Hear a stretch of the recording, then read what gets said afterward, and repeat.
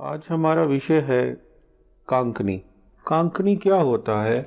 बहुत से मंत्र शास्त्र हैं, स्वर शास्त्र है, जिनमें किसी भी मंत्र का चुनाव करना हो, मान लीजिए ओम का ही चुनाव करना है और ओम जपने वाला प्रदीप है, तो ये मंत्र अपने में इतनी ऊर्जाएं समाये हुए हैं, जैसे सूर्य का तेज प्रकाश साधारण आंखों से नहीं देखा जा सकता,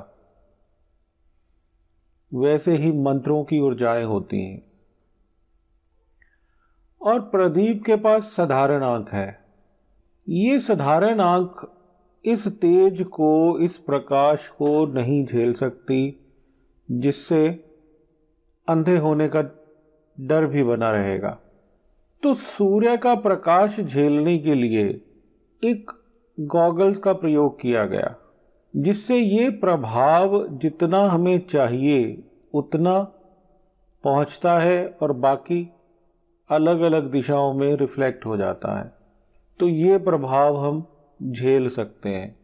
ऐसे ही शास्त्रों में बहुत सी ऐसे चीज़ें हैं जिनका प्रभाव हम झेल सकते हैं या नहीं झेल सकते।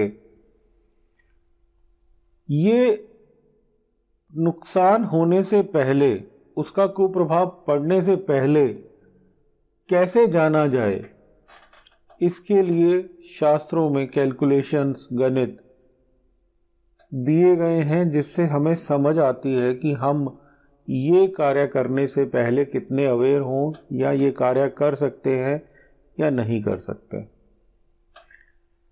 ऐसे ही गॉगल्स, ऐसे ही चश्मे जो हमें दिए गए हैं शास्त्रों में, उनमें से एक है कांकनी।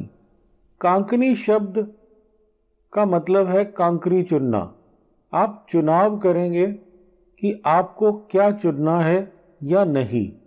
पत्थरों की ज़मीन के बीच कुछ दाने ऐसे पड़े हैं जो अनाज के दाने हैं, तो अगर कोई कौवा वहाँ बैठता है और उसमें से कोई दाना चुगता है, तो वो पत्थर नहीं चुगेगा, वो चुगेगा तो गेहूँ और अनाज के दाने, क्योंकि उसमें इतनी समझ दी गई है कि कौन सी चीज़ उसके लिए कब ज़रूरी है, आवश्यक है, और वो उसका प्रयोग कर सके।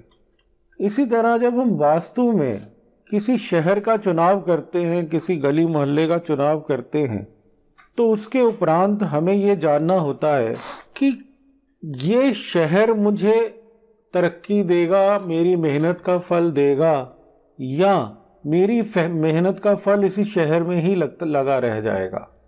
तो इस चुनाव की प्रक्रिया को शास्त्रों में कांकनी के नाम से जाना जाता है, जो मंत्र शास्त्रों में शब्दों के, मंत्र के प्रथम अक्षर और जपने वाले के प्रथम अक्षर के साथ जोड़ा जाता है।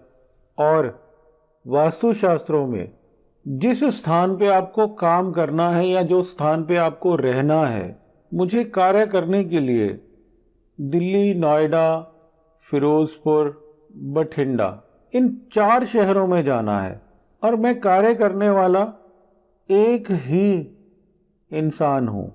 अब कौन सा ऐसा शहर है जो मुझे फल देगा, और कौन सा ऐसा शहर है, मान लीजिए दिल्ली मुझे प्रॉफिट दे रहा है, नोएडा मुझे प्रॉफिट दे रहा है, फिरोजपुर मुझे लॉस दे रहा है, बठिंडा मुझे लॉस दे रहा है, लेकिन मैंने 4 जगह पे काम करना है। अब वास्तु शास्त्रों के अनुसार हमने स्थान, शहर देख लिया, पहले राशि चक्र से देख लिया, ग्रामवास चक्र से देख लिया। अब हमारी मेहनत का जो फल हमें मिलेगा या नहीं मिलेगा, ये जानना भी ज़रूरी हो जाता है। अब यहाँ पे हमें एक चीज़ और जान लेते हैं कि कांकनी की गणना किस हिसाब से की जाती है। उसके लिए सबसे पहले हमारे पास ये वास्तु चक्र, ज्योतिषीय गणना के लिए, वास्तु ज्योतिष गणना के लिए जो शास्त्रों में दिए गए हैं, थोड़ा इसको समझ लेते हैं। 4 दिशाएं और 4 विदिशाएं हमारे पास उपलब्ध होती हैं जिनका हम शास्त्रोक्त प्रयोग करते हैं, जिसमें हम धरती से देखें तो टॉप साइड में नॉर्थ और राइट हैंड साइड में ईस्ट, लेफ्ट हैंड साइड में वेस्ट और इनके बीच north east, south west, north west, ये 4 मुख्य दिशाएं हैं और 4 विदिशाएं हैं जिनका प्रभाव हमें साधारणतः मिलता ही मिलता है। पूर्व में सूर्य उदय होता है, दिन निकलता है, शाम को सूर्य अस्त होता है, रात शुरू हो जाती है। इसका मध्याह्न काल जब पूर्ण रूप से सूर्य का प्रभाव पड़ रहा होता है तो साउथ दिशा होती है, और रात्रि का प्रहर जब खत्म होता है और सूर्य और दिन के प्रहर शुरू होते हैं तो नॉर्थ दिशा होती है। और इनके मध्याह्न काल, उनको हम विदिशाओं के नाम से जानते हैं। कांकनी चुनने के लिए जो चक्र हमें मिलता है शास्त्रों में, उसमें दिशाओं को अंकों से गिना गया है। पूर्व दिशा को 1 अंक दिया गया है, साउथ ईस्ट दिशा को 2, south 3, south west 4, west 5, north west 6, north 7 और नॉर्थ ईस्ट 8 अंकों से दिशाओं के नंबर हमें ज्ञात होते हैं। दूसरा, इनका जो हमें ज़रूरत है, नंबर्स की ज़रूरत है, और दूसरी हमें अल्फ़ाबेटिकल नंबर्स की ज़रूरत है।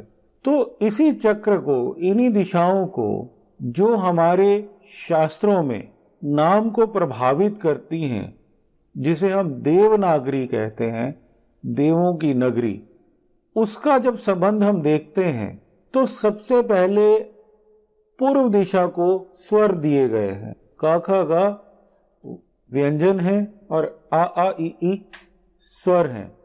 16 स्वर हमारे देवनागरी के हैं।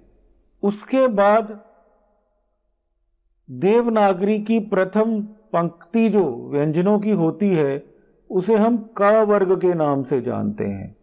क वर्ग, जिसमें क, ख, ग, घ, ञ, ये 5 शब्द आते हैं। इसी तरह से उसके बाद की पंक्ति देवनागरी में च वर्ग से जानी जाती है, क्योंकि पहली पंक्ति में क ख ग घ ङ 5, दूसरी पंक्ति में च वर्ग के 5 अक्षर आते हैं, जिनका अंक संख्या 3 है, और ये दक्षिण दिशा को संबोधित करते हैं। उसके उपरांत ट वर्ग देवनागरी के शब्दों में ट, ठ, ड, ढ, न 5 व्यंजन जो ट वर्ग में हमें प्राप्त होते हैं, ये साउथ वेस्ट दिशा को संबोधित करते हैं। उसके बाद आता है देवनागरी से त वर्ग।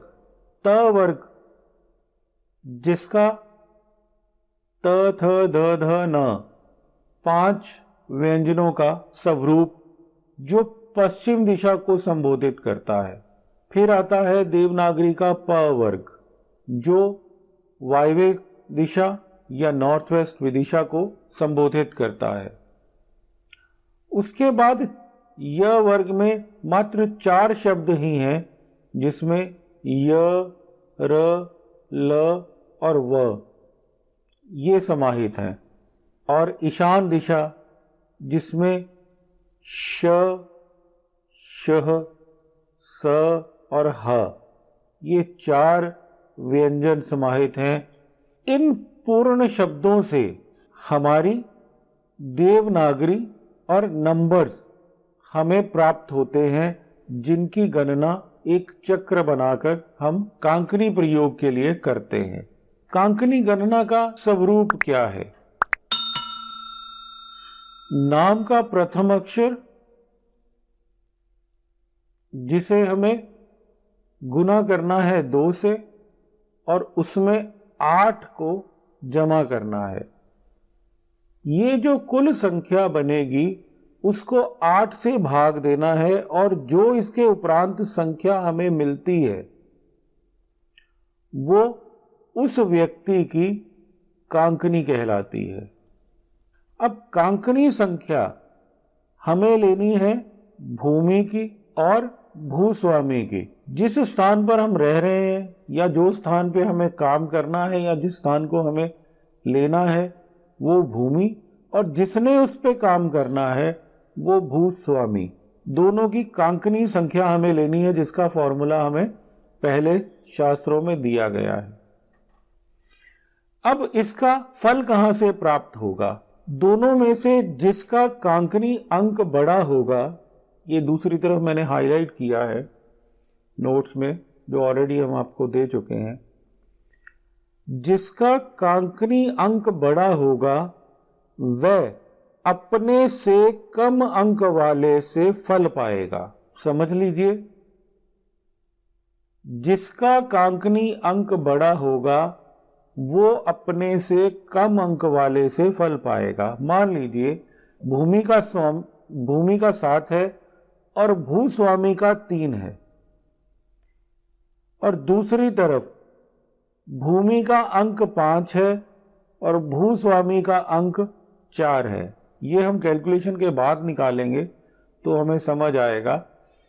भूमि का अंक 7 और भूस्वामी का अंक 3, तो इसमें भूमि जो है, भूमि प्रबल होती है, वो फल जो इसकी मेहनत का फल है वो इसमें जुड़ता जाएगा। आदमी जितना मेहनत कर ले उस शहर के लिए ही करेगा, वो शहर उसकी मेहनत को खा जाएगा क्योंकि वो उससे बड़ा और ताकतवर है। इस संख्या में भी वही है,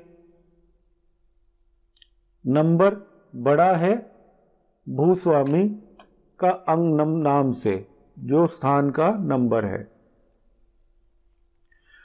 अब यहां पे अगर भूमि का अंक 3 है और भूस्वामी का अंक, कांकनी संख्या अंक 6 है, तो वो शहर से मेहनत करके फल उससे ग्रहण करेगा और उसकी लाइफ में प्रोग्रेस हर तरफ होगी।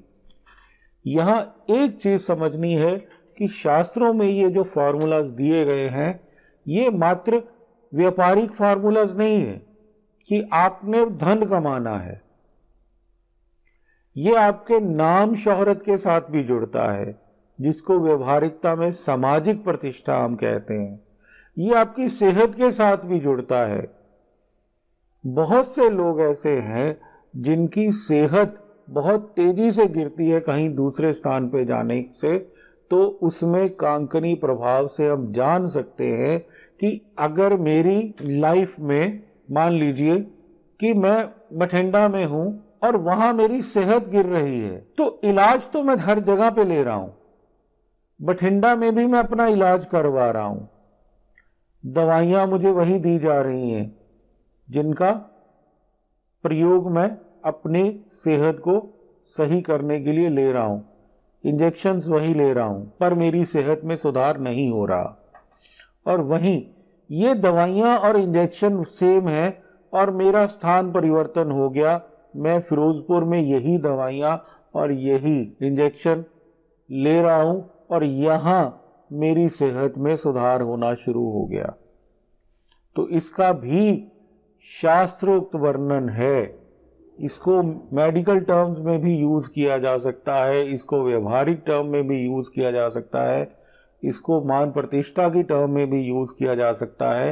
ये कांकनी प्रयोग जो शास्त्रोक्त हैं, मंत्र चयन में, सेहत में, व्यापारिक वृद्धि में, हर जगह प्रयोग होते हैं।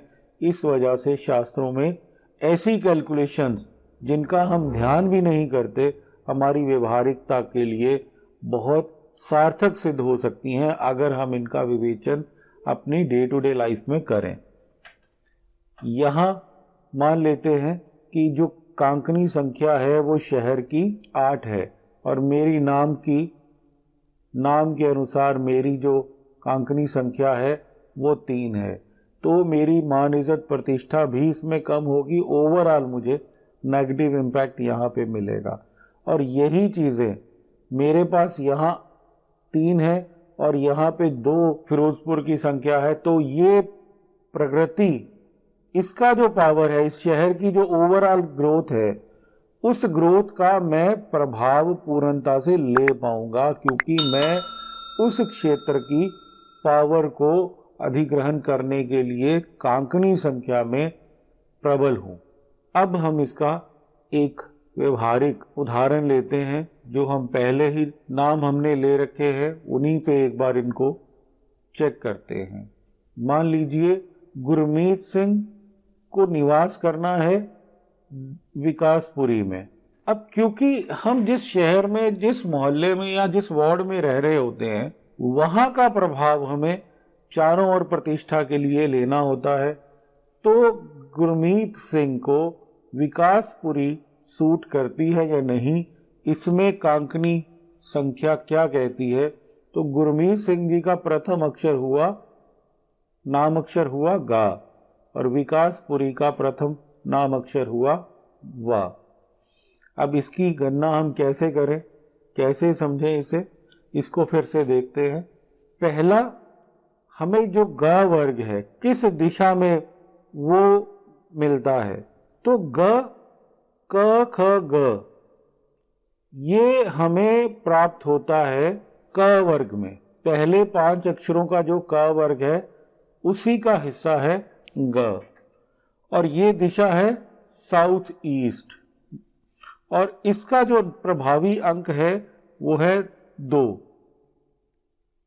और दूसरी हमारे पास है विकासपुरी, या वर्ग का हिस्सा है, वह जो उसका प्रथम अंक है वो वह वर्ग का हिस्सा है, और नॉर्थ दिशा में ये वर्ग या वर्ग स्थित है जिसका अंक है 7। तो सिंपल से तरीके से हम इसको समझ के इसकी कैलकुलेशन करते हैं। तो ग जो हमें गुरमीत सिंह जी के नाम का प्रथम अक्षर है वो हमने देखा क वर्ग का है, और क वर्ग में जो अंक संख्या है वो 2 है। और विकासपुरी जो यह वर्ग से संबंधित रखती है, नॉर्थ दिशा में है, और इसका जो अंक है ये 7 है। तो ग 2 अंक और वह 7 अंक लेके हमें मिलता है। अब इनकी कांकनी गणना करते हैं। पहले हम गुरमीत जी का कांकनी निकालते हैं। तो फॉर्मूला जो हमारे पास है, जितना नाम अक्षर का अंक है उसको 2 से गुना करना है, उसको डबल कर लेना है, फिर उसमें दिशा का अंक जोड़ देना है जो जिसमें रहना है। तो इसके लिए हमें 2 नंबर चाहिए थे, गुरमीत जी का प्रथम अक्षर और स्थान का प्रथम अक्षर। ये संख्या विकासपुरी की है। अगर ये त्रिलोकपुरी में चले जाएंगे तो ये संख्या यहां बदल जाएगी, तो इसका वहां पे कांकनी संख्या का अंक बदल जाएगा। अब पहले हमें इसको देखते हैं। 2 गुना 2 हो गया 4, उसमें 7 जमा किए तो हमारे पास आ गया अंक 11। अब दिशाएं 8 हैं, उनके प्रभाव हम पे पड़ते हैं। तो 11 को हम भाग देते हैं 8 से, तो हमारे पास शेष संख्या कितनी बची? 3। तो गुरमीत जी की जो कांकनी संख्या है वो 3 हो गई। अब यही प्रोसेस हमें अपनाना है विकासपुरी पे। तो विकासपुरी की कांकनी संख्या 7, इसको 2 गुना कर दिया तो हो गया 14, और इसमें हमने जो जोड़नी है संख्या वो इसमें रहने वाले की जोड़नी है।